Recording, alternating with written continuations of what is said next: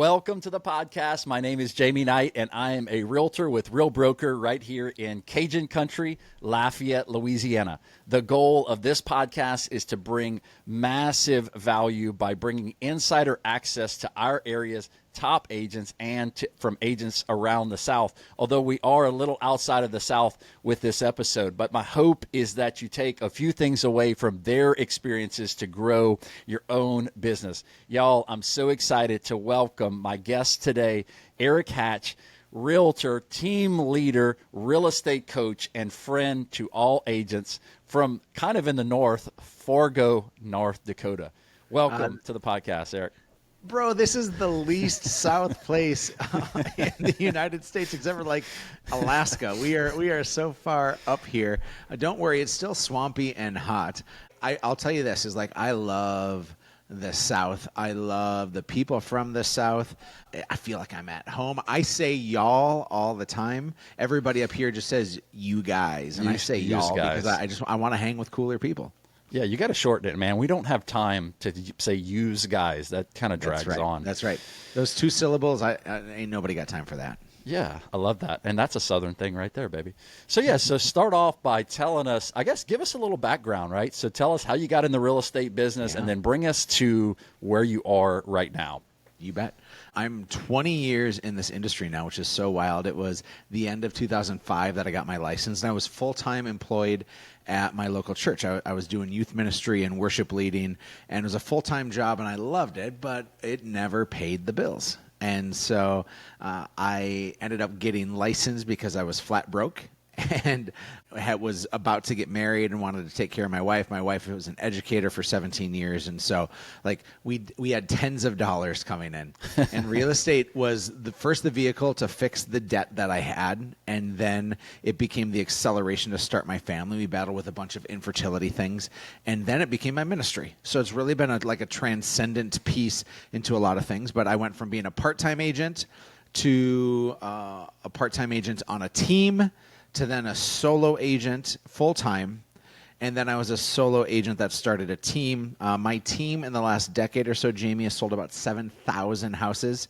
Let's go. We've had at our peak, about a 9.5% market share in my community, and our top year, we sold 1,024 houses with 35 agents.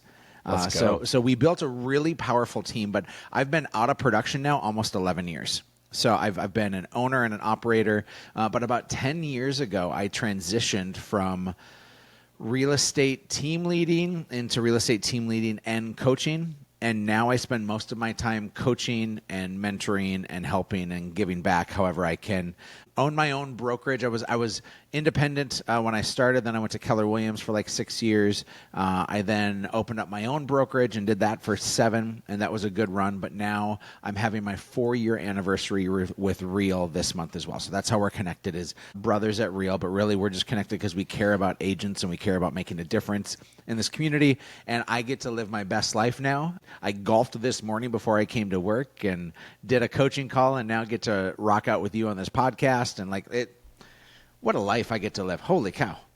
Yeah, I love that, man. Well, so how did the Real thing happen? So take us to that moment, right? So you said you were doing, I guess, an independent brokerage right there before you came to Real. Mm-hmm. So tell us about, like, what was the thought, right? You had this independent brokerage, and what were some of maybe the challenges that you were having with that? And then what was the moment where you said, okay, like, now I maybe need to look at this new thing called Real?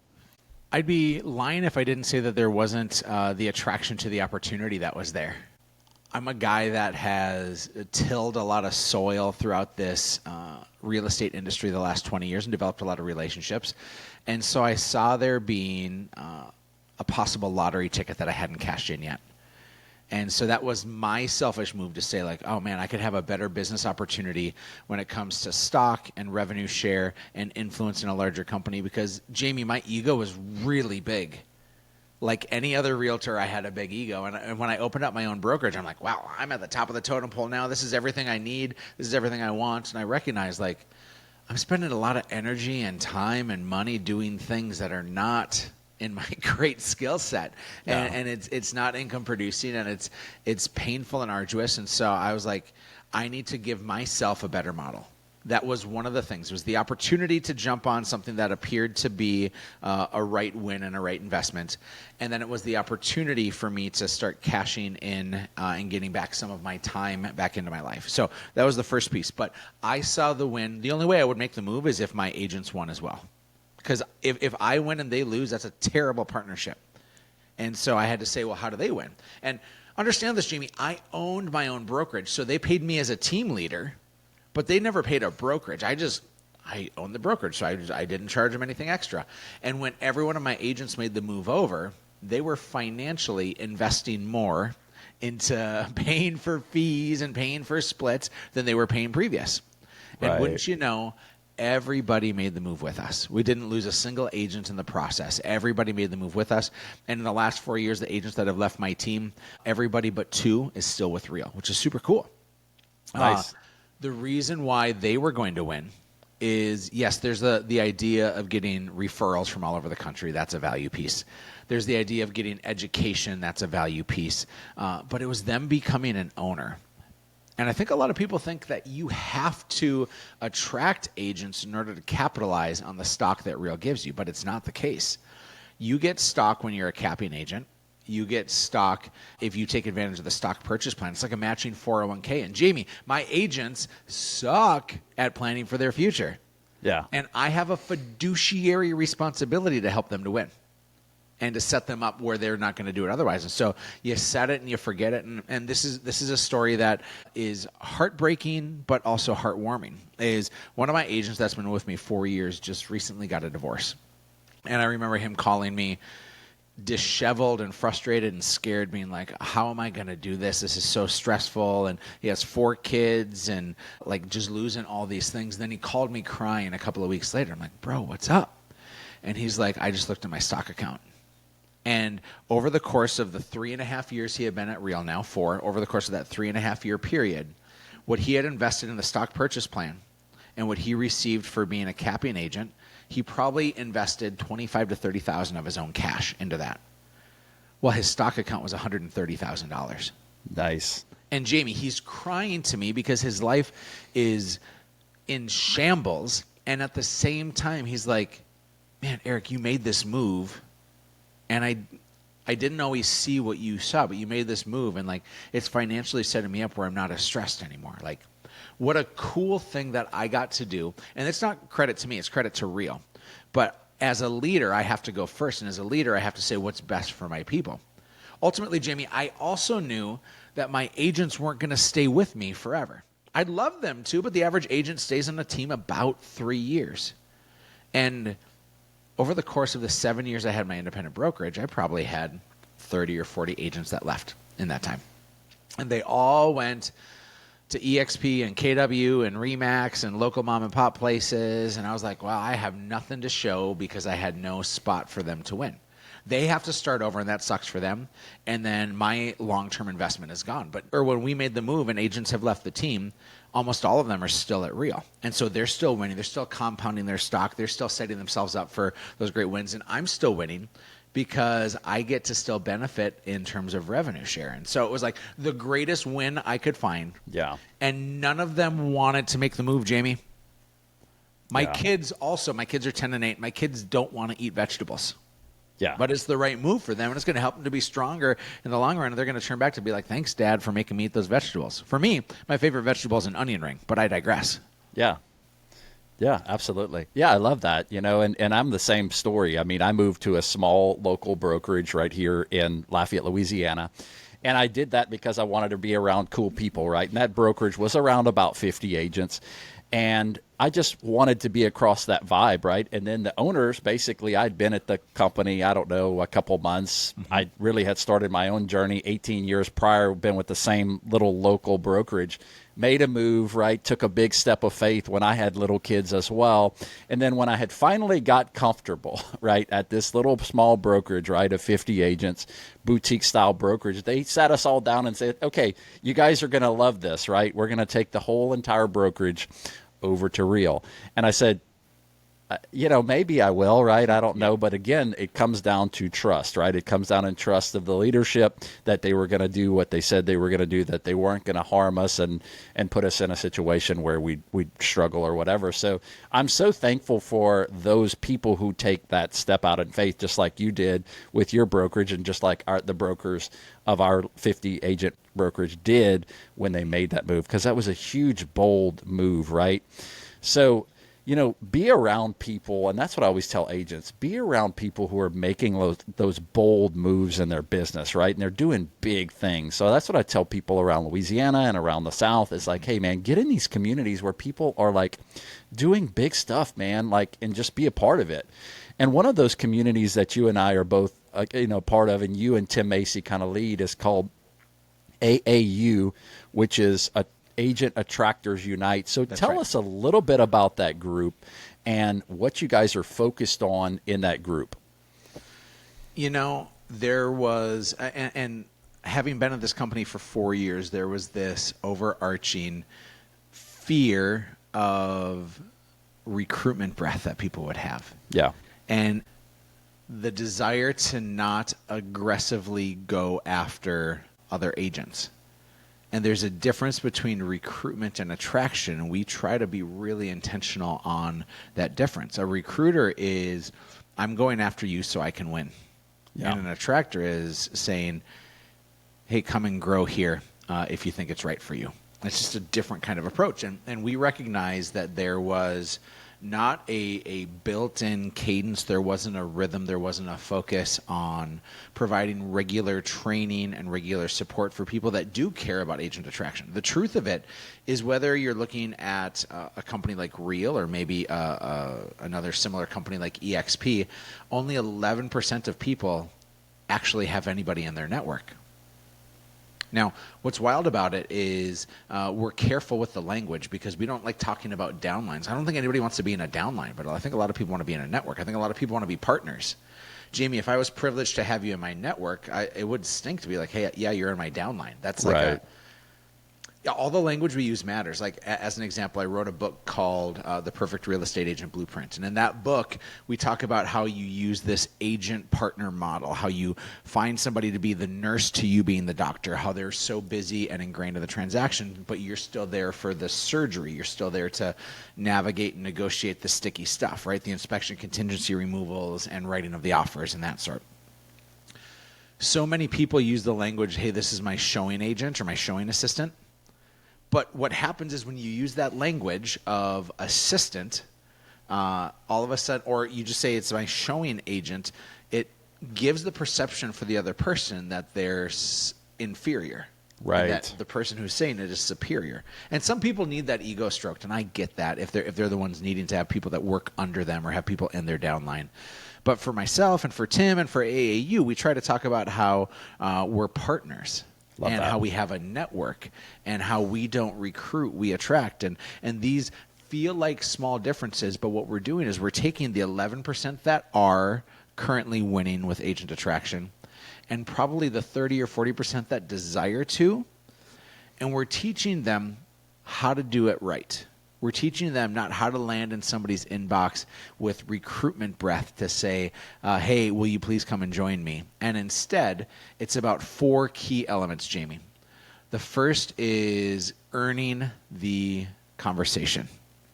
And for some people, that takes years, right? It's the relationship capital, and it's finding a space and a place so that we can make sure that we win so long as they win. It's not an either or, it's a both and.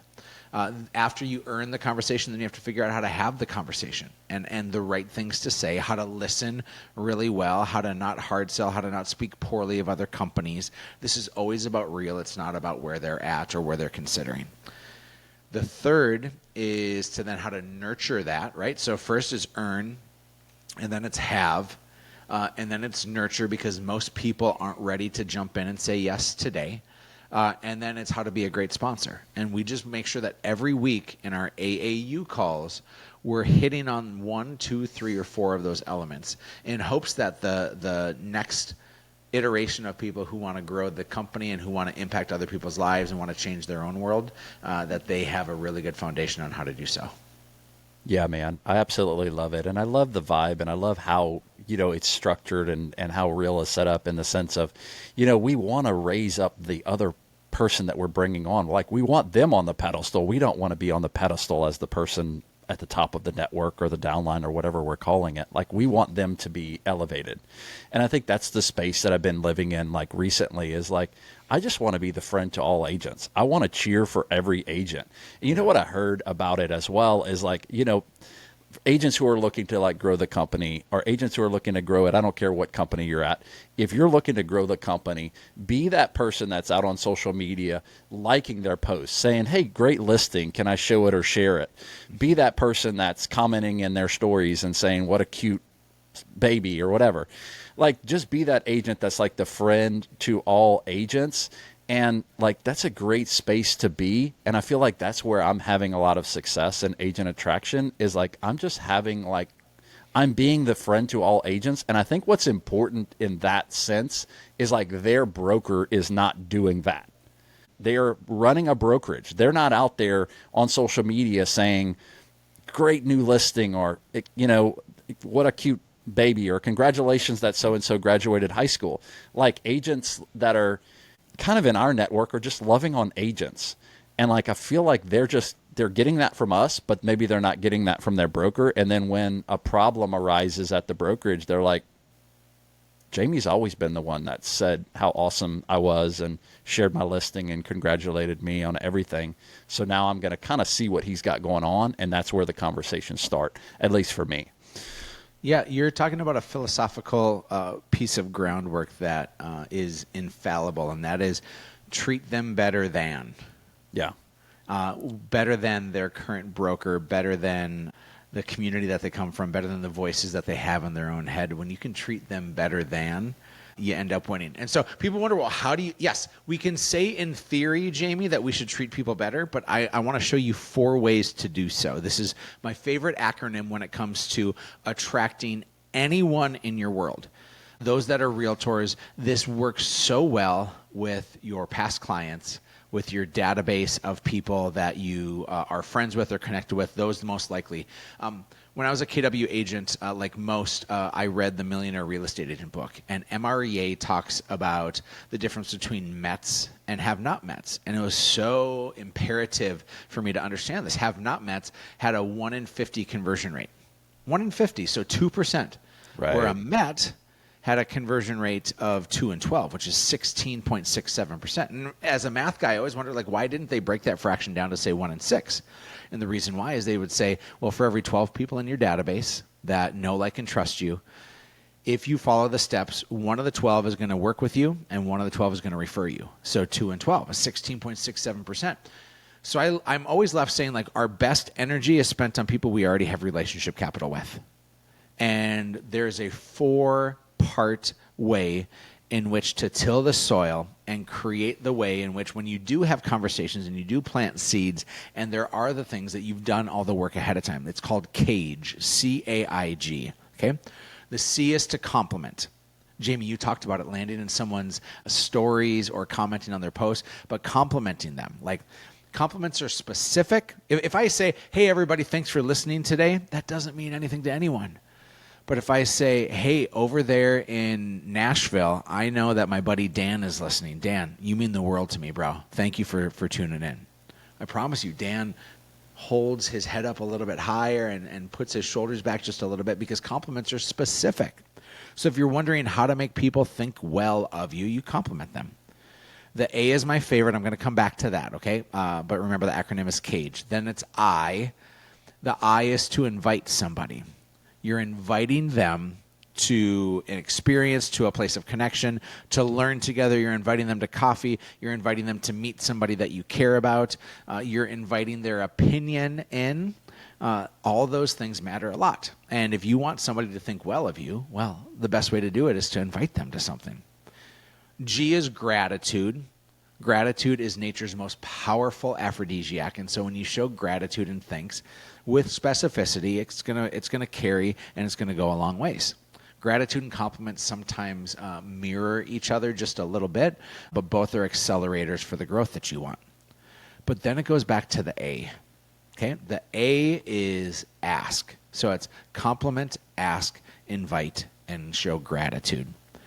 If I were to call up that agent in my market who I think, man, this would be a really great partner over at Real. I would love to have this person in my network. That I respect them. I lift them up. Of course, I can give them all those compliments I just said about them. But watch this. If I call up Jamie in my market and I say, Jamie, bro, can you do me a favor? I know you and I have done a couple of deals together over the last couple of years. And I want to be a 10 out of 10 agent. And I also am wise enough to know that I'm not there yet. So, Jamie, what's one or two things I can do better or different as an agent? Yeah. Okay? When you ask for someone's input and feedback, when you ask for help, they intrinsically become a board of trustees member in your world.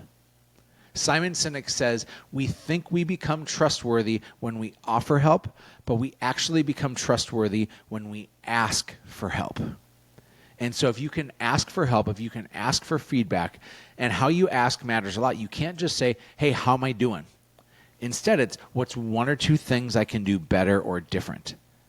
I promise you, the deep-rooted plants in the right kind of soil will sprout amazing opportunities so long as we're confident enough in ourselves to become cage fighters with these people that we're privileged to be connected with. This kind of approach, this is what we teach in AAU. This kind of approach is how I've built my network to almost 2,000 people.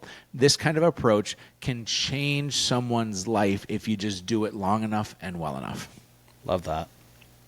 There's a guy who wrote a book called The 7 Levels of Communication. His name's Michael Mayer.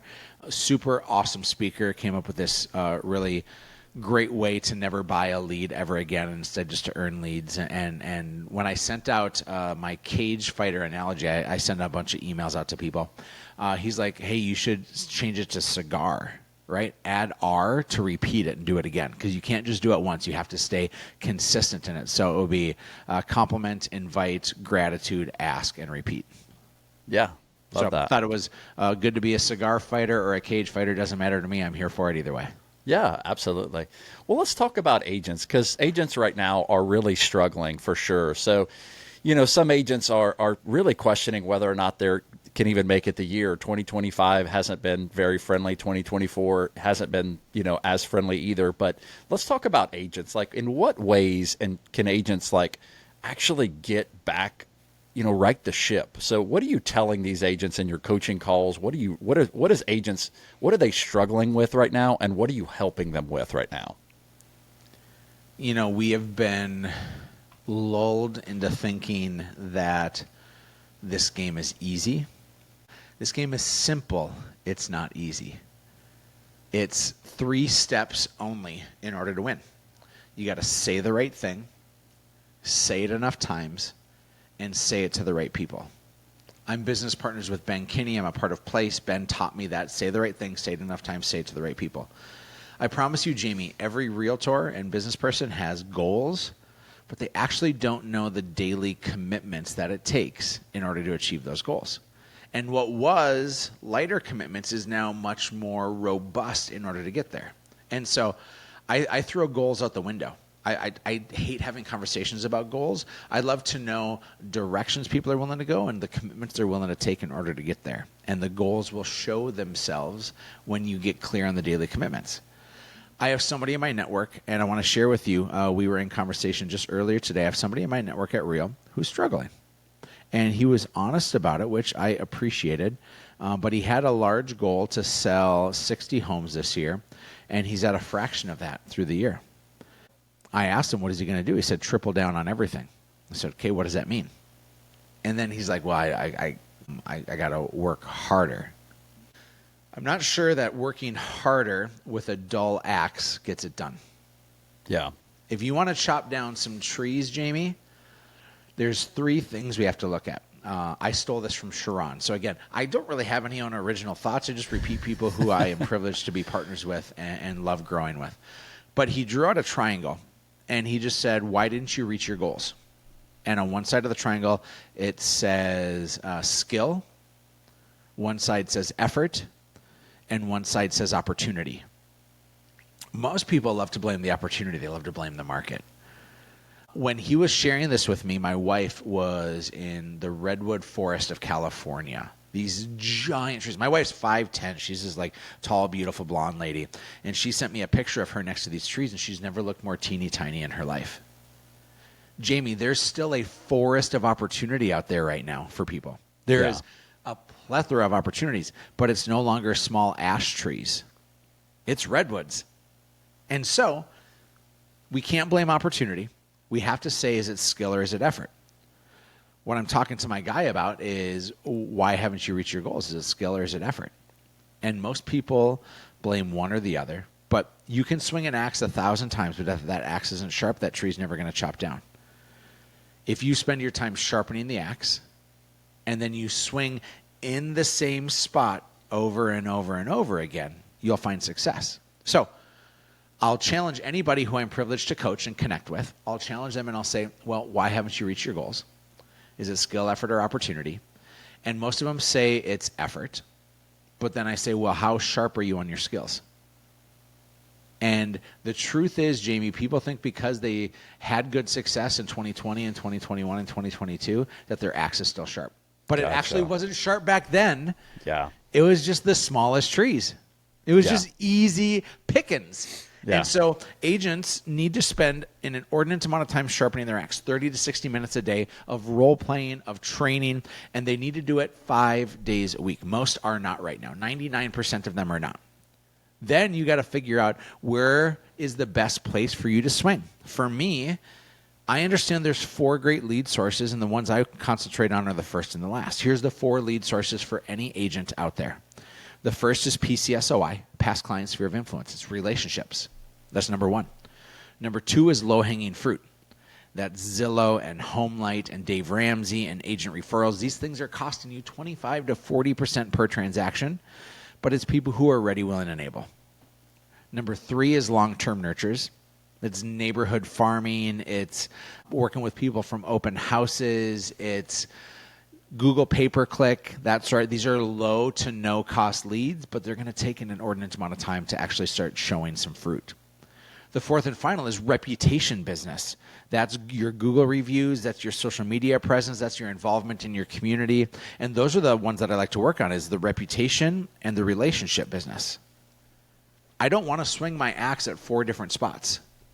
Jamie, if you want to find success, pick one and become the best at it. Most agents are swinging at 4 different spots with a dull axe, and then they say, well, there's no trees to chop down. It's like, no, bro, you suck.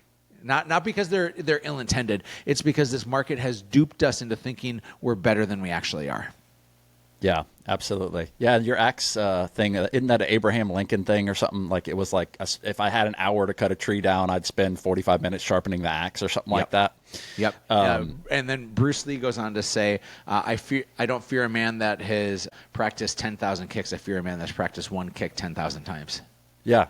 I love that. Yeah, it's about consistency, baby. Showing up, I feel like that's the biggest thing for realtors right now is just, they might have shown up well on a phone call or on a social media post, right? But they're looking to, that's how they're planning on growing their business. But I love the analogy about 2022 and 2023 when things were like really rolling and things were super cheap interest rates, and you could have just mowed down a bunch of trees with your bare hands if you wanted to, because there were just that many opportunities with the super cheap interest rates. And a lot of what that did too in that whole time was most of the people who were going to buy, it forced them into the present, which I loved that mindset too, of thinking about how those really low interest rates really changed the market and really sucked a lot of the 2024 buyers into 2023 because they were like, we're buying now because interest rates are super crazy cheap. Right. So right now, realtors have to get back to, okay, how do we actually sell real estate? And like getting back to the basics and getting back on the phones and getting back in front of your past clients and doing all these different things. So Jamie, can I challenge some of your language? Because I think what you're saying is right. But in my experience, it has been deflating for agents when we talk about getting back to. Yeah. because I don't think people want to go backwards. They want to go forward. And so the same as we talk about the difference between recruitment and attraction, the same as we talk about the difference between going back and going forward. Like, hey, I have this plan and I think this is what's going to be great, is what if we, right? And you get the agents to say, I want this. It is a boring, non-sexy plan. The houses that we sell, the least sexy part of it is the foundation. It's the most important part, but it's the least sexy part. Right. And so it's better to talk about building new than rehabbing old. Gotcha. And so what you're saying, I agree with 1,000%, but the language patterns that have worked best for me in trying to move agents to the greatness that they're called to and for the lives that they want is never about rehabbing what they have, but it's about building new. Yeah. So how would you reframe that then for agents and where I was going with that, I guess, as far as building new? Like, let's move forward with building something new, but based on older strategies that have worked for you in the past. Yeah, I think there's always the power of self-discovery. That's super important. And so when agents recognize, like, all right, how did you get your first clients? Not the ones that maybe came from your team or not the ones that you bought, but how did you get them? Right? And usually it's relationship capital. It's things that they did. And then you look to say, well, have you had enough conversations? Have you been consistent in that? And they're going to be like, well, no, I'm not sure I am. And okay, well, are you saying the right thing? Well, I'm not sure I am. I thought I was, but there's so many changes that are out there, and people are so afraid right now that maybe my axe is dull and maybe my effort is inconsistent. And so I would say, you're coming in now with a totally new understanding of things, but you're a seasoned agent. What does your dream business look like? And the dream business is, I want to make a bunch of money and I don't want to work very long. We think the American dream is home ownership. No, the American dream is I want to make a ton of money and I don't want to work any hours to get it. And so in order to get there, we got to figure out, well, where are you going to get your clients? You can have the reputation business, you can have the relationship business, you can have the low-hanging fruit, you can have the long-term nurtures. Which one sounds the most appealing to you? And everyone's going to say relationship and reputation. Right? Yeah. I don't think many people want Zillow Flex. A lot of people have Zillow Flex, but I don't think many people want Zillow Flex. And so they say, I want something that's going to pay me well, and I'm not going to have to work very hard for it. Awesome. Well, let's build that.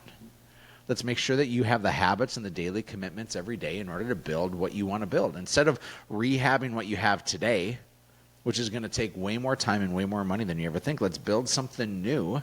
And it doesn't mean that you abandon the old house. You're still kind of living in both places, but you're building the new one for you to go to. Yeah. Dude, I love that analogy, man. That's actually really super slick. And I agree with you. The same thing is nobody wakes up in the morning and gets super excited about, oh, I get to do all these Zillow leads today, right? They want to have the relationship. They want to have the conversations. They want to get that referral because that referral feels really good, right? Like when you get the Zillow call, and I've done Zillow myself, you get that call in and it's always the worst time. It's like when you're in the middle of dinner or whatever, you're like, oh, it's Zillow. I got to grab it or whatever. But when you get that referral, it just feels better. So, I know like a lot of those agents like really want that referral because, I mean, it's a compliment too. I mean, I know everybody says a referral is a compliment, but like that feels good. And that's where, like you said, if we can get back to a business where it's what we want for our business and it's attractive and it's those people are calling us through our efforts that we're putting out on social media or phone calls or a weekly email or whatever it is, like that's the kind of business we want. And maybe, yeah, like you said, asking those questions of, hey, what is the type of business that you really want? And let's go out and build you a brand new house with a great foundation built on all of these amazing things and really get you the business you want. That sounds awesome to me, That's right. So that's right.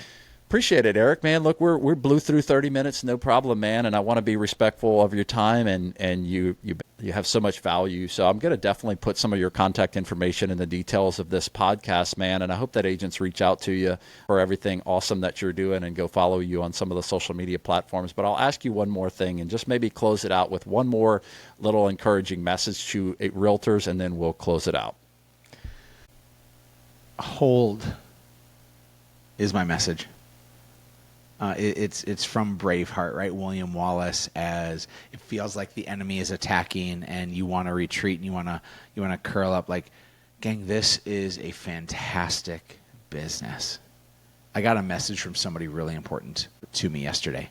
She's like, you ever thought about like just shutting the team down and starting over? I'm like, yeah, every day. And I think that realtors and team leaders right now are kind of staring at that of like, maybe I should shut it down. This is the Shawshank tunnel so many of us are in right now. And it's dark and it's covered in crap everywhere and it's frustrating, but there is something really beautiful on the other side. And so if you hold and you stay strong and you stay the course, I can promise you that this isn't happening to you. This is happening for you. And your best chapters are still to be written. Dude, absolutely love that. One of my favorite movies and a great scene in the movie. So appreciate you referencing that, brother. But all the best, man. I really appreciate you joining us. I appreciate what you're doing at the company and growing agents and helping agents. And it's just been a joy to grow this opportunity alongside you and Tim and all of the amazing leadership that we have over at Real. So I appreciate you so much, Erik, and I hope that people reach out to you. So it's a joy. Thanks for having me. All right, guys. Well, look, do us a favor, like the podcast, give us a great review. We post a brand new audio episode every Monday morning at 5 a.m. on Spotify, Apple Podcasts, all of your favorite podcast listening platforms. And we're also now posting these out on YouTube, so we'll have this episode up there as well. So, guys, I really appreciate you tuning in every week. It means the world to me and that you're a part of what we're doing. So, guys, I hope that you have an amazing day.